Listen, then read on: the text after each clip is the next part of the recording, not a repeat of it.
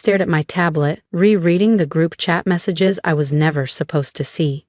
Someone, probably Victor's overworked assistant, whose moral compass had always been inconvenient for them, had forwarded the screenshots to my private inbox. Victor, meeting at 9 a.m. tomorrow to finalize the Harper Tech acquisition. Lorraine, should we include Ava? Victor, she's not really family, Lorraine. Exactly. She'll just complicate it again. Remember that nonsense she pitched about employee profit sharing? Lorraine, she seriously thinks this is some kind of community startup. It's embarrassing. I lowered the screen, my jaw tightening. The irony was almost too sharp to swallow, because I was reading their words from my corner office on the 41st floor of Solara Dynamics Tower in downtown Chicago, as its founder, chief architect, and majority shareholder. For nearly 6 years, I'd worked in the shadows, building one of the Midwest's fastest-growing AI-driven logistics companies. Industry leaders called me a disruptor. Investors called me indispensable. My stepfamily, they still called me a dreamer. They had no idea. It started in 2010 when I was 19. My mother married Gerald Langston, a polished corporate attorney with 2 children from his first marriage, Victor and Lorraine. They were sleek, confident, and already halfway through Ivy League degrees. I was the outsider. Gerald once told me I had a good temperament for administrative work. He said it like a compliment. While Victor networked at golf resorts and Lorraine toured Europe under the banner of market research, I worked night shifts at a bookstore, teaching myself machine learning and advanced supply chain modeling through online courses and open-source projects. That profit-sharing idea they mocked, that was the last time I offered a proposal to Langston Industries. They laughed me out of the boardroom once. 8 months later, I launched Solara Dynamics. Today, they're scrambling to sell their sinking company, counting on HarperTech to save them. They have no clue the acquisition's buyer is me. Not yet.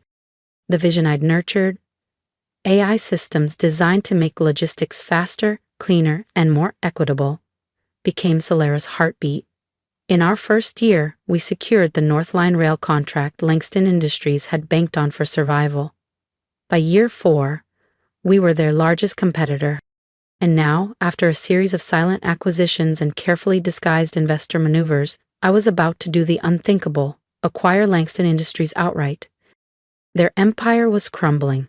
Years of nepotism, reckless spending, and outdated strategies had gutted their market share. Contracts were falling through, suppliers were jumping ship, and their board was desperate for a savior. Then came Solara Dynamics with a lifeline. A buyout offer so clean, so generous, they could hardly believe it. The only mystery? The elusive CEO, known only as A. Mercer, insisted all communication go through corporate counsel. Victor and Lorraine never questioned it. They assumed some reclusive investor was looking for a legacy trophy. They had no idea. My tablet pinged. Reminder: Langston Industries Emergency Board Vote, 2:30 p.m. I had requested that slot weeks ago, right when I saw Victor and Lorraine block it for their confidential pitch to Solara's CEO. They thought they were about to charm a wealthy backer. In reality, they were about to meet their new boss. I slid open my desk drawer and pulled out an old photo. Me at 19, standing beside my mom on a snowy street in Evanston. She was gone less than a year later. Gerald married within months. Lorraine quietly erased my mother's name from the company's official history before the funeral flowers had even wilted. "You're on your own now," she'd said flatly. "Build your own future." So I did. And now I was buying the company she'd stolen from my mother's legacy. I tapped my earpiece. "Nadia, are we set?" "Yes, Miss Mercer," she replied smoothly. "Legal is on standby. The board just needs to sign." Victor and Lorraine still think A. Mercer is that retired Stanford AI professor. I smiled faintly. They'd fallen for the fabricated wired profile we planted last year, an aging genius with mysterious funding and a philanthropic streak. Exactly the kind of figure they idolized. "Perfect," I said. And make sure the boardroom cameras are rolling. I want every second documented. In the private restroom, I studied my reflection. The woman staring back bore no resemblance to the girl they once dismissed. Navy suit tailored to perfection, hair smooth, gaze steady. It added a pair of thin, understated glasses. I didn't need them, but they would make me just unfamiliar enough. By the time I stepped into that boardroom, they wouldn't recognize me until it was too late. Ms. Mercer, Nadia's voice came crisply through the intercom. The Langstons are here, boardroom 4B. And the camera? Live feed is running. Would you like the link? I opened the stream on my tablet. Victor and Lorraine Langston, still as smug as ever. Still dressed like they'd stepped out of a corporate lifestyle magazine spread, designer suits, diamond watches, the whole performance. Victor leaned toward Lorraine, showing her something on his phone. She rolled her eyes, then laughed, a sharp, performative sound. "Can you believe Ava applied here?" he said. "For a data analyst position. Like Langston Industries would even bother reading that." Lorraine smirked. "University of Illinois? Pathetic. I heard she's at some second-rate startup in Naperville." I didn't flinch. I wanted to hear them say it. "That resume? It was mine." A deliberate plant. A trail of staged LinkedIn updates. All bait. They thought I was angling for a seat at their table. They had no idea I owned the building we were sitting in. 2:20 p.m., almost showtime. Before walking into that boardroom, I took a slow breath. Everything I had worked toward was about to converge into this single moment. "Nadia," I said into the mic, "let them know the meeting will begin a few minutes early. And when you announce me, call me Miss Mercer." I rose, smoothing the lapels of my charcoal blazer and gathering the final acquisition papers. 19 years of being overlooked, of being told I was too sensitive, too ambitious, or just Gerald's first daughter. Years of watching them waste opportunities they didn't earn. I thought of my mother. How her eyes shone when I coded my first AI route optimization program at 15. How she told me real legacy wasn't inherited. It was built, line by line, brick by brick, by those no one invited. "Ready when you are, Miss Mercer," Nadia's voice came again, calm and steady. My first hire at Solera Dynamics. One of the few who knew the whole story. I adjusted my glasses, squared my shoulders, and walked toward boardroom 4B. Each tap of my heels echoed across the marble floor like a gavel striking judgment. Through the glass, I saw Victor and Lorraine still lounging back in their chairs, certain they were about to charm another investor. Nadia opened the door. "Shall I announce you?" she asked. I nodded. "Let's begin. If you think this moment is satisfying, wait until you see their faces when the truth drops. Hit subscribe so you're in the room with me when it happens." I drew in one slow breath, steadying the current of adrenaline running beneath my composure. Years of exclusion had crystallized into control. Nadia opened the door, her voice firm and clear. "Mr. and Mrs. Langston, allow me to introduce A. Mercer, CEO of Solera Dynamics." I stepped into boardroom 4B. Victor and Lorraine turned, clearly expecting someone else. First, polite smiles, then puzzled frowns, then the dawning pallor of recognition. "Hello, Victor. Lorraine." My tone was cordial, my expression unshakable. "Shall we discuss the future of Langston Industries?" The silence was a living thing. I counted 9 seconds before Victor's mouth fell open. "Eva," Lorraine's voice cracked. "Is this some kind of joke?" I set my folders at the head of the table, the same chair their father once ruled from.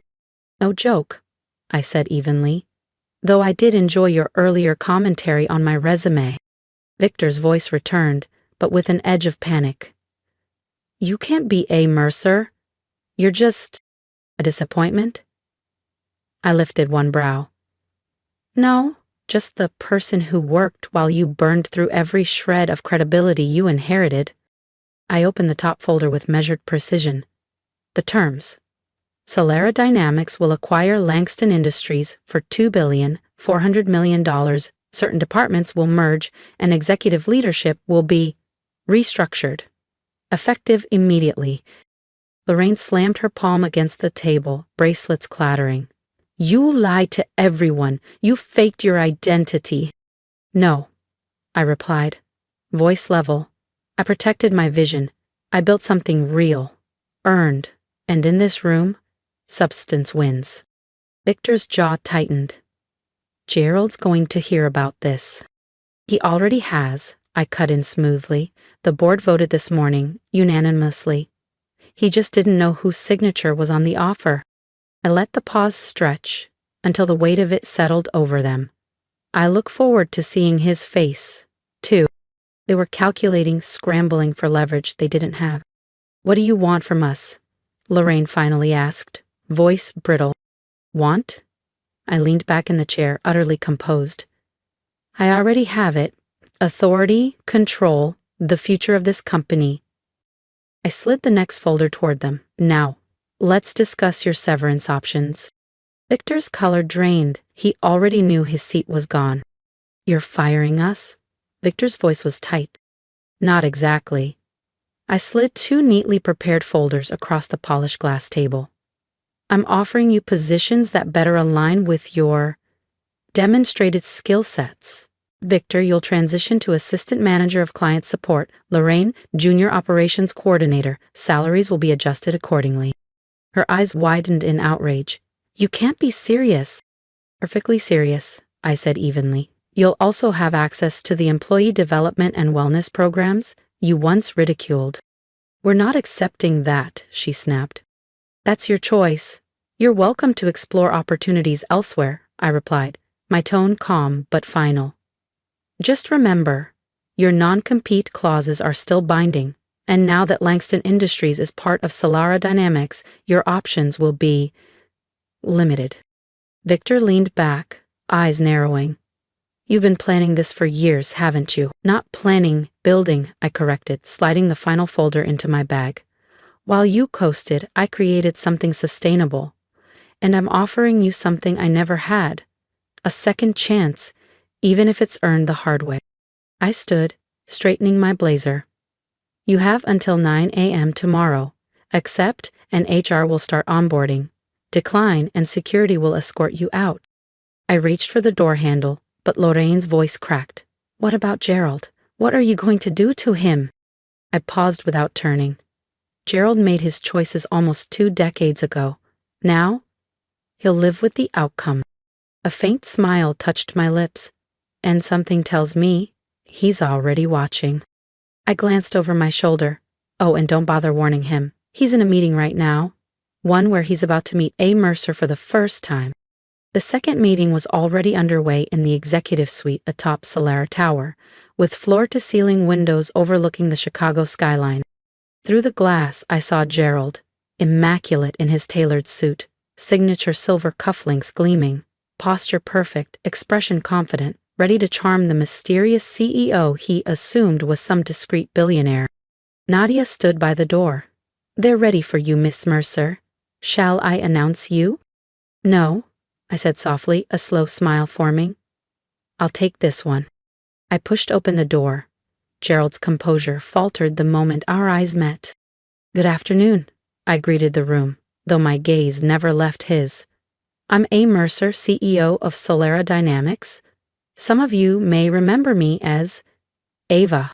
The air shifted, his pen stilled, and the real meeting began.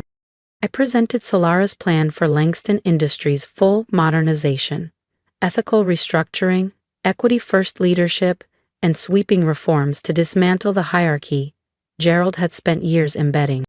He sat frozen, jaw tight, eyes unblinking as I unraveled his empire with surgical precision.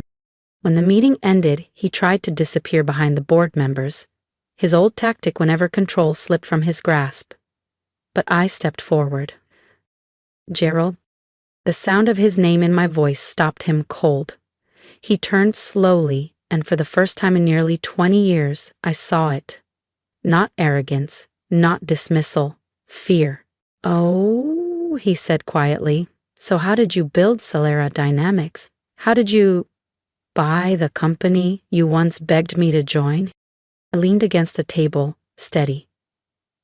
The same way anything worth having is built. By working for it. While you closed doors, I built new ones. He didn't answer.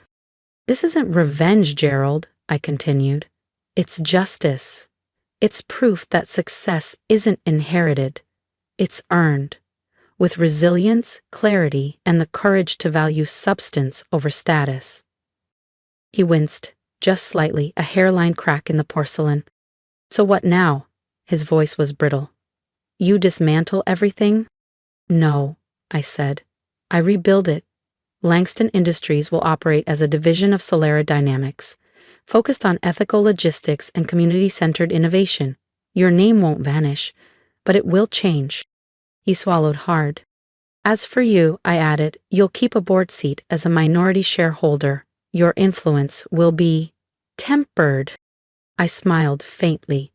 Call it a lesson in perspective. He turned to leave, rigid but silent. Oh, and Gerald, I called as he reached the door. Sunday dinner. I think I'll be attending after all. The weeks that followed were quiet but transformative. Victor and Lorraine accepted their reduced roles, begrudgingly at first, but over time they began to listen, to learn. About accountability. About the weight of real work. Gerald stayed quiet in meetings, though sometimes he looked at me with something unfamiliar. Not anger, not condescension. Maybe respect. The press called it a revenge story, but for me it was restoration. The victory wasn't in the acquisition itself, it was in the transformation of a company, a culture, and a legacy. For the first time in decades, the employees of Langston Industries felt heard, valued, empowered. That was the legacy I wanted: innovation, integrity, impact. 1 year later, I sat in my corner office overlooking the Chicago skyline, reviewing Solera's latest quarterly report. Langston Industries, now a Solera subsidiary, had posted a 42% profit increase, not from ruthless cuts or hollow branding, but from the employee-first logistics platforms I'd first sketched on a napkin at a cafe years ago. And to my quiet surprise, Victor was thriving. Once he learned how to listen instead of dominate, he found he had more to contribute than a last name. Lorraine, too, had grown into her role. With structure and accountability, she uncovered a discipline and analytical mind even she hadn't believed she possessed. There was a knock. Miss Mercer, Nadia said from the doorway, your step-siblings are here for their quarterly review. I nodded, my gaze lingering on the horizon. The view had changed. We all had. Send them in. Victor and Lorraine entered. No flashy watches, no smug grins. Just quiet professionalism and earned humility. Please, sit, I said, gesturing to the chairs opposite mine. Let's talk about your progress. As we moved through their development plans, my thoughts drifted briefly to my mother. She used to tell me that success wasn't about silencing others. It was about becoming someone worth listening to. I hadn't taken over Langston Industries to crush them. I did it to reveal a deeper truth. That merit, not bloodline, defines legacy. And maybe, by rebuilding what they had nearly destroyed, we'd all become something better, not out of vengeance, but purpose. In that, I found something greater than triumph. If you've made it this far, I want to hear from you. Tell me, have you ever been underestimated by the very people who should have seen your worth? Have you been told you didn't belong, only to prove them wrong in ways they could never imagine? Share your story in the comments, because voices like ours matter. When you speak up, you remind someone else out there that they're not alone, that quiet strength, patience, and focus can change the game. I've lived it, and I can tell you, success built on your own terms will always taste sweeter than any approval handed down by those who doubted you. My advice? Don't waste your energy trying to convince people who are committed to misunderstanding you. Invest it in building something undeniable. Work in silence when you must, speak only when it counts, and remember, power doesn't always roar. Sometimes it walks into the room calmly and changes everything without raising its voice.